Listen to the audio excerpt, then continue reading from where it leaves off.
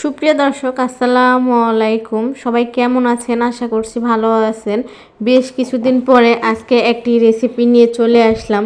ব্যস্ততার কারণে recipe share করাই হয় না। চলুন তাহলে রেসিপি দেখিয়ে দেই। আমি আজকে করে দেখাবো খেজুরের গুড়ের পায়েস। যারা যারা এই শীতে এখনও খেজুরের গুড়ের পায়েস খাননি, অবশ্যই একবার ট্রাই করে দেখবেন আমার ভিডিও দেখে। চলুন তাহলে রেসিপি শুরু করে দেই। এখানে আমি কালো জিরে চাল নিয়েছি হাতের মুঠো দিয়ে 1.5 মুঠ। আমি 1 লিটার দুধের পায়েস বানাবো, এই জন্য এখানে 1.5 মুঠ নিয়েছি। আপনারা যতটুকু বানাবেন সেই অনুযায়ী চালটা নিয়ে নেবেন। এখানে চালটা আমি 10 মিনিটের জন্য পানিতে ভিজিয়ে রাখলাম।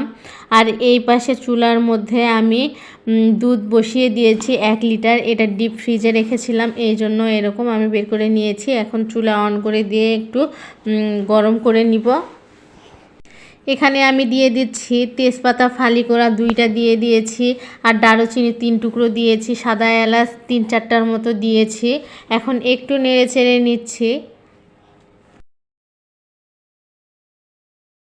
দুধটা যখন বলক উঠে আসবে, গরম হয়ে যাবে, এই পর্যায়ে আমি চালটা দিয়ে দিব। চালটা একটু হাত দিয়ে এইভাবে কষলে দিচ্ছি। চালটা দিয়ে এখন খুব ভালোভাবে একটু নেড়ে চেড়ে নিব।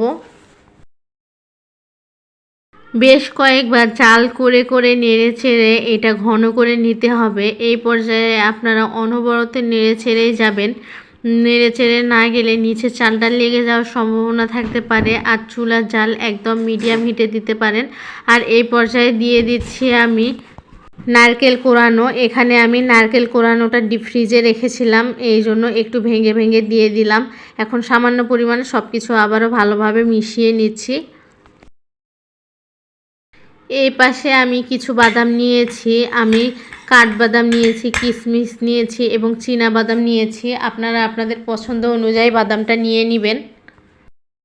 কাঠবাদামটা আমি চিকন চিকন করে কুচি করে কেটে নিয়েছি, আর চীনা বাদামটা আস্তই রেখেছি। এখন সবগুলো উপকরণ দিয়ে ভালোভাবে নেড়ে চেড়ে নিব।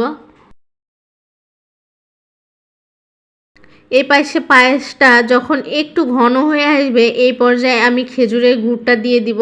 তার আগে আমি চুলাটা কিন্তু অফ করে দিয়েছি। চুলা অফ করে দিয়ে খেজুরের গুড়টা এইভাবে মিশিয়ে নেবেন। মিশিয়ে নেওয়া হয়ে গেলে চুলা অন করে দিবেন। দেখবেন যে দুধটা ফেটে যাবে না। অনেকে বলে যে গুড় দিলে দুধ ফেটে যায়, এই জন্য আমি এই টিপসটা আপনারা ফলো করতে পারেন। এইভাবে যদি আপনারা গুড় মিশিয়ে নিয়ে চুলাটা আবার অন করে দেন, তাহলে দেখবেন যে দুধটা ফেটে যাবে না। এখন আমি একটু সামান্য চিমটি পরিমাণ দিয়ে দিচ্ছি লবণ। যারা মিষ্টিতে একটু লবণ খেতে পছন্দ করেন তারা লবণটা দিতে পারেন, আর যারা পছন্দ করেন না তারা স্কিপ করতে পারেন। এখন সব কিছু খুব ভালোভাবে নেড়ে চেড়ে আমি মিশিয়ে নিচ্ছি।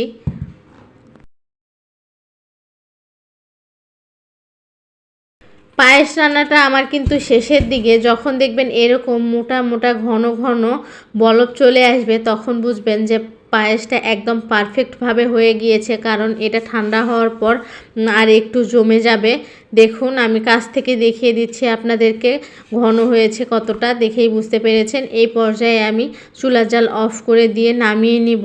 চলুন তাহলে আপনাদেরকে পরিবেশন করে দেখাই।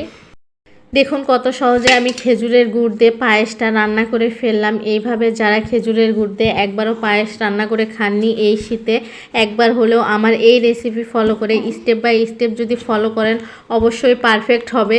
খুবই মজার হয়েছে পায়েসটা খেতে। আজকে এই পর্যন্ত, আবারও অন্য কোনো ভিডিও নিয়ে আপনাদের মাঝে চলে আসব। সেই পর্যন্ত সবাই ভালো থাকবেন, সুস্থ থাকবেন, আর আমাদের সবার জন্য দোয়া করবেন। আল্লাহ হাফেজ।